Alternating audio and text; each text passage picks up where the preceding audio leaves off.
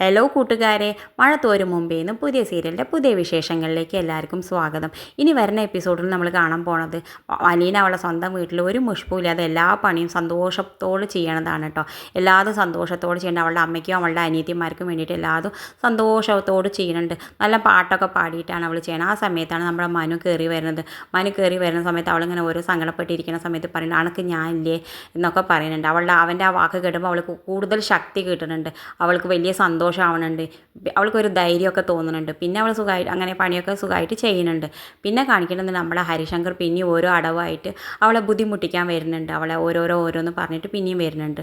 ഓരോരോ അടവ് എടുത്തിട്ട് പിന്നെ അവളെ ഓരോന്ന് ഇതാക്കാൻ വേണ്ടിയിട്ട് വരുന്നതാണ് പിന്നെ കാണിക്കുന്നത്. പിന്നെ കാണിക്കുന്നത് നമ്മുടെ മാമച്ചനും ഗ്രേസിയമ്മയും രേവതി കുട്ടി സുഖമായിട്ട് കഴിയണതാണ്.